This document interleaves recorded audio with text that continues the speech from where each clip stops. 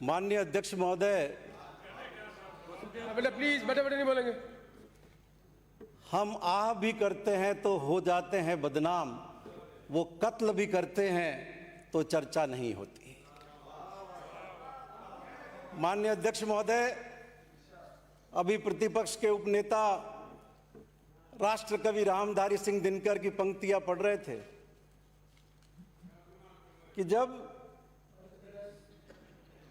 विनाश मनुष्य पर छाता है, विवेक पहले मर जाता है।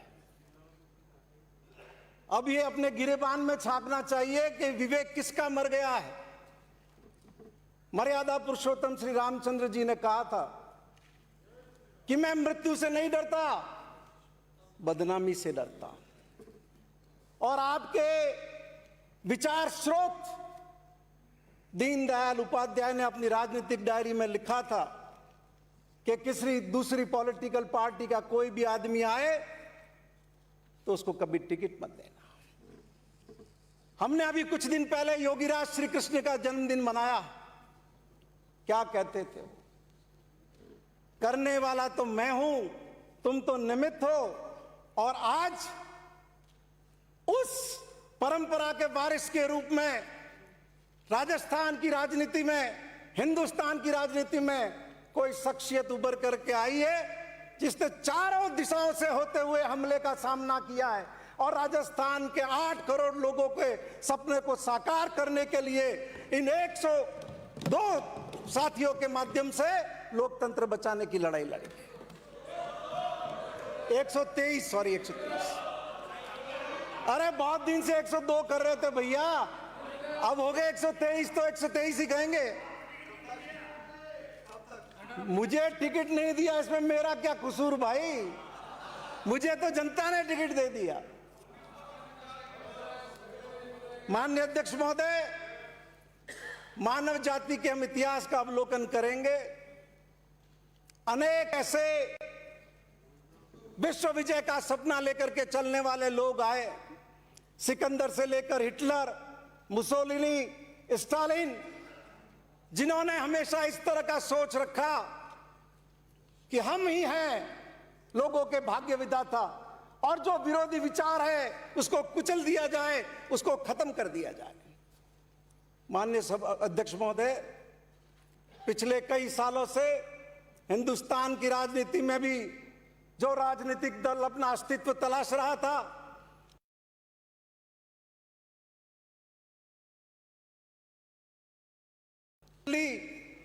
तो एक ऐसा नेता उनका सामने आया पर अपने आर्टिकुलेशन एक तारतम्य कायम किया, लेकिन साथ में यह नजरिया रखा कि हमारा विरोधी कोई भी जिंदा नहीं रहना चाहिए। हमारे जो विरोधी है या तो वो जेल में होने चाहिए, हमारे खिलाफ जो चुन करके लोग आए हैं वो सत्ता में नहीं रहने चाहिए। और उसी सिलसिले को आगे बढ़ाते हुए माननीय अध्यक्ष महोदय, पिछले कुछ साल से देश में इस तरह का वातावरण बना है कि लोगों का भरोसा प्रजातंत्र से कमजोर होने लगा है। वोट देने का कोई मतलब नहीं रह गया। जो लोग चुनकर किसी और विचारधारा से आए हैं उनको आप मेजोरिटी को आप सूटकेस के बल पर माइनॉरिटी में बदलने का काम कर रहे हैं। माननीय अध्यक्ष महोदय, मैं आपके माध्यम से निवेदन करना चाहूंगा, क्या हालात थे? अर्थव्यवस्था लड़खड़ा रही थी, लोग अपने घरों में बंद थे, उद्योग धंधे बंद थे, स्कूल कॉलेज बंद थे और देश की हुकूमत क्या कर रही थी? मैं याद दिलाना चाहूंगा मध्य प्रदेश का वो उदाहरण जब पूरे देश में कोरोना का संक्रमण बढ़ रहा था और दिल्ली की हुकूमत में बैठे हुए लोग सरकार गिराने का षड्यंत्र करने में लगे हुए थे। और आज भी क्या है माननीय अध्यक्ष महोदय, मैं आपके माध्यम से निवेदन करना चाहूंगा कि राजस्थान की सरकार ने क्या काम नहीं किया। धारीवाल साहब विश्वास मत प्रस्ताव लेकर के आए हैं। आप सभी जानते हैं, आदरणीय वसुंधरा जी भी बैठी है, 2 बार सत्ता में रही है। क्या राजस्थान की जनता के सारे काम हो गए? क्या राजस्थान की जनता के काम बाकी नहीं रहे? क्या नोटबंदी के बाद देश के हालात बने, प्रदेश के हालात बने, आर्थिक जगत के हालात बने, अर्थव्यवस्था के हालात बने, सरकारों के हालात बने? क्या दिल्ली की हुकूमत के हालात बने? कितना रेवेन्यू किसका घटा, कितने संसाधन हमारे पास उपलब्ध है, क्या राजस्थान के 200 सदस्यों को इस बात की जानकारी नहीं है? लेकिन मैं धन्यवाद दूंगा राजस्थान के माननीय मुख्यमंत्री अशोक गहलोत को कि इन विषम परिस्थितियों के बावजूद उन्होंने राजस्थान की आम आवाम की हिफाजत करने का काम किया, उनकी देखभाल करने का काम किया। 35 लाख लोगों को इस कोरोना काल के अंदर माननीय अध्यक्ष महोदय 3500 रुपए उनकी जेब में डालने का काम किया है। नवंबर तक एनएफएसए का गेहूं देने का उन्होंने ऐलान किया है। इसके अलावा हम सभी चुन करके आते हैं, हमारे सभी के क्षेत्र के लोगों की आकांक्षाएं, इच्छा होती है। क्या नहीं मिला हम लोगों को? कॉलेज नहीं मिले, डिग्री कॉलेज नहीं मिले, क्या कृषि मंडियां नहीं मिली, क्या नई ग्राम पंचायतें नहीं मिली, क्या पंचायत समितियां नहीं मिली, क्या नगर पालिकाएं नहीं मिली, और क्या मेडिकल कॉलेज नहीं मिले? कौन से विकास के अंदर कमी रही है?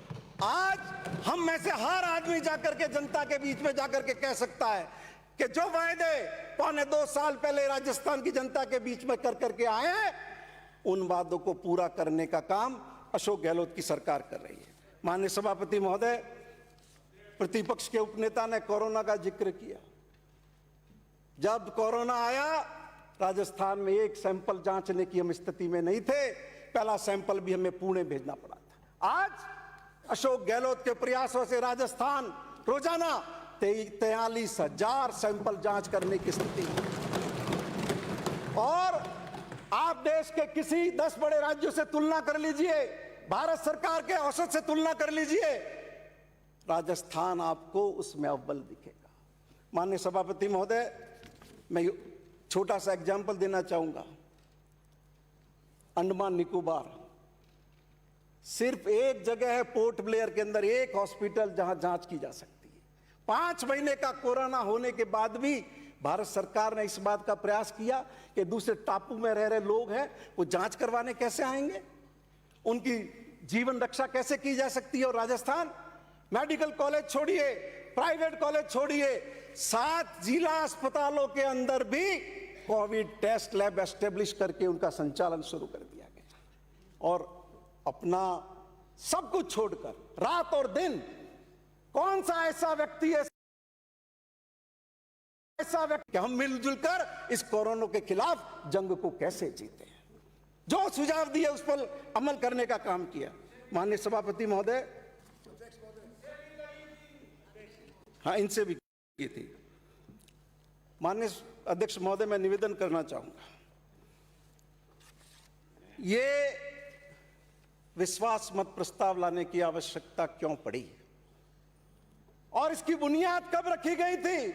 मैं हमारे भारतीय जनता पार्टी के मित्रों से पूछना चाहता हूं कि जब आपके पास सिर्फ 72 वोट थे, तो वो कौन सा कारण था कि राज्यसभा के चुनाव में और चौथा उम्मीदवार आप लेकर के आए?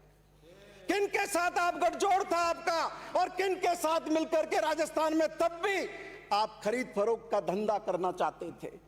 ये तो मुख्यमंत्री अशोक गहलोत अजय होता है, जिन्होंने उस वक्त भी आपके षड्यंत्रों को विफल किया और इस वक्त भी इन दोनों गुजरातियों के षड्यंत्रों को विफल किया।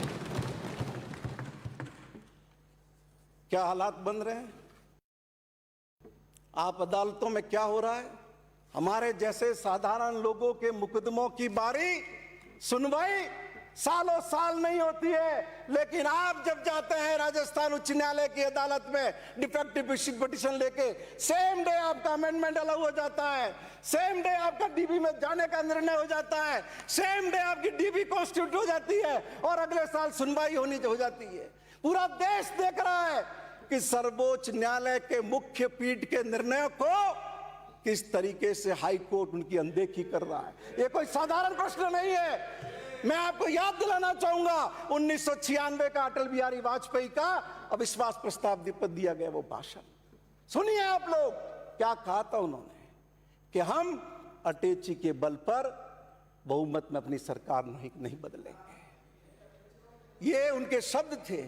और आज आप किस दिशा में लेना चाहते हैं? इस राजस्थान के इस सर्वोच्च सदन की गरिमा तार तार हो रही है।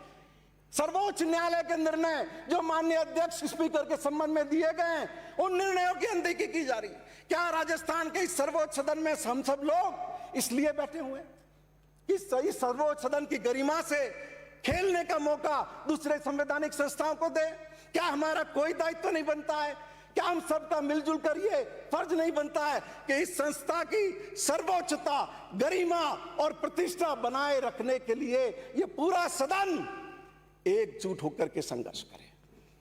माननीय अध्यक्ष महोदय, क्या क्या नहीं किया आपने सत्ता को, ये लोगों के वोट से चुनी हुई सरकार को गिनाने के लिए?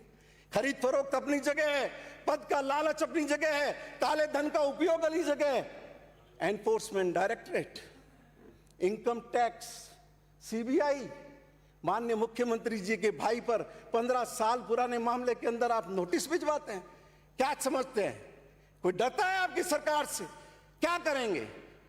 ये बैठे हुए हैं राजस्थान सरकार के अशोक गहलोत की कैबिनेट के सदस्य, भैरव सिंह जी के सगे भाई लक्ष्मण सिंह जी शेखावत, इस बुढ़ापे के अंदर आपने उनको वहां के दरवाजे पर घसीट दिया। आपको शर्म नहीं आई? आपको लज्जा नहीं आई इसके लिए? आप सत्ता के लिए कितने गिर सकते हैं? वो लक्ष्मण सिंह शेखावत जिसने अपनी पूरी जिंदगी भैरव सिंह शेखावत के साथ मिलकर के जनसंघ के पोस्टर चिपकाए थे, उनको आप निशाना बना रहे सिर्फ इसलिए कि गवर्नमेंट को टॉपल किया जा सके। और आप क्या समझते हैं? आप कहते हैं 5 स्टार कल्चर में बैठे। 5 स्टार कल्चर नहीं, अपनी आत्मा की आवाज सुनकर के बैठे थे। और इसलिए बैठे थे कि अशोक गहलोत दिल्ली के हुकूमत में बैठे हुए अहंकारी लोगों के खिलाफ देश के प्रजातंत्र को बचाने की लड़ाई लड़ी। मैंने वो दृश्य देखा है सूर्यगढ़ होटल के अंदर। मेरे एक साथी विधायक रात को अपने छोटे बच्चे 3 साल और 5 साल के बच्चों से वीडियो कॉल पे बात कर रहे थे। बच्चे रोने लग गए बाप के लिए, बाप रोने लग गया बच्चों के लिए। वो दारुण दृश्य मैंने देखा है। मैंने समझाया कि हमें इस समय हमारा फर्ज बड़ा है, बच्चों को भी समझाओ, माँ को भी समझाओ, इस लड़ाई को हमके मिलकर लड़ना है। और हमें खुशी है कि जो पाप आपने मध्य प्रदेश में किया, आपने कर्नाटक में किया, आपने गोवा में किया, राजस्थान की जनता को कलंकित होने हमने नहीं दिया।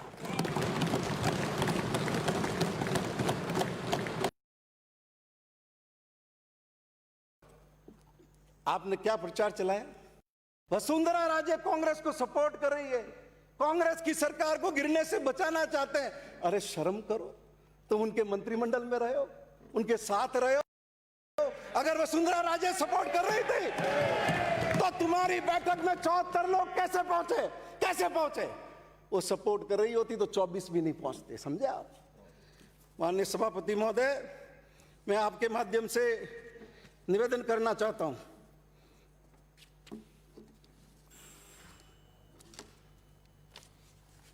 इस सारी पृष्ठभूमि में संवैधानिक संस्थाओं का किस रूप में दुरुपयोग किया गया? क्या यह सदन 21 दिन से पहले कभी आहूत नहीं हुआ? क्या इस राजस्थान की विधानसभा का वो इतिहास हमारे सामने नहीं है? क्या इस 15वीं विधानसभा में भी ऐसा नहीं हुआ? क्या पिछली विधानसभाओं में भी ऐसा नहीं हुआ? और क्या विधानसभा के रूल्स में ये पावर सिर्फ स्पीकर के पास नहीं है? फिर कौन लोग थे जो राजस्थान विधानसभा का सत्र नहीं होना देना चाहते थे? वो कौन लोग थे जो विधान सरकार को गिराना चाहते थे और चुपके से जाकर के शपथ ले लेना चाहते थे? लेकिन एक व्यक्ति के हौसले के कारण ये सारा षड्यंत्र आपका विफल हो गया। किस किस तरह की खबरें प्लांट की आपने? एक एमएलए से दूसरे एमएलए को मिलने नहीं दे रहे, एक एमएलए को दूसरे कमरे में जाने नहीं दे रहे। अरे रोज तुम्हारी छाती पर मूंग दल रहे थे हम। कौन से एमएलए को मूंग मिलने नहीं दे रहे थे? और इसके अलावा क्या छपाया? मानसरोवर के अंदर इंस्ट्रूमेंट लगे हुए हैं, टेप किए जा रहे हैं फोन, और सारी जानकारियां रिकॉर्ड की जा रही है। संवैधानिक अधिकारों का हनन किया जा रहा है। कौन टेप कर रहा है? ये मिलकर के मिली जुली तरीके से सरकार को विफल करने का षड्यंत्र पूरी तरह से आपका बेनकाब हो चुका है। माननीय सभापति महोदय, मैं आपके माध्यम से निवेदन करना चाहता हूं कि राजस्थान को जिस रूप में इस कोरोना काल में, आप याद कीजिए सभापति महोदय, हजारों लोग, अध्यक्ष महोदय, हजारों लोग गुजरात से चलकर सीमा पर आकर के खड़े हो गए थे बिना किसी तरह की जांच के, गाड़ियों में भर भर के छोड़ दिए गए। उन लाखों लोगों को क्या इस सरकार ने संभालने में कोई कमी रखी? क्या जो ये वायदा किया था माननीय मुख्यमंत्री जी ने कि कोई आदमी भूखा नहीं सोएगा, मैं खुद माननीय सभापति महोदय, अध्यक्ष महोदय, 250 गांव में मई से लेकर के जुलाई तक गया हूं, एक एक नरेगा के काम पर गया हूं और वहां जाकर के लोगों को पूछा है कि कोई आदमी गांव के अंदर भूखा रहा, कोई जवाब नहीं आता, कोई हाँ नहीं कहता। और पूरे देश के अंदर सबसे पहले मई महीने के अंदर नरेगा के काम शुरू करके रोजगार देने का काम इस सरकार ने किया, पूरे देश में सबसे पहले लाखों लोगों को रोजगार मिला। आपकी तो तकलीफ यह है कि आज राजस्थान में कहीं भी आक्रोश नहीं है। इस वातावरण के बाद भी राजस्थान का जन जन 8 करोड़ लोग ये चाहते थे कि आप कितने ही समय रहे, 1 महीने नहीं, अब 6 महीने कैंप में रहे, पर अशोक गहलोत की सरकार बचनी चाहिए, अशोक गहलोत की सरकार रहनी चाहिए। माननीय सभापति महोदय, अध्यक्ष महोदय, मैं अंत में 4 पंक्तियों के साथ अपनी बात खत्म करता हूं। बन सहारा बेसहारों के लिए, बन किनारा बेकिनारों के लिए, जो जिए अपने लिए तो क्या जिए, जी सके तो जी हजारों के लिए। धन्यवाद। सतीश पुनिया।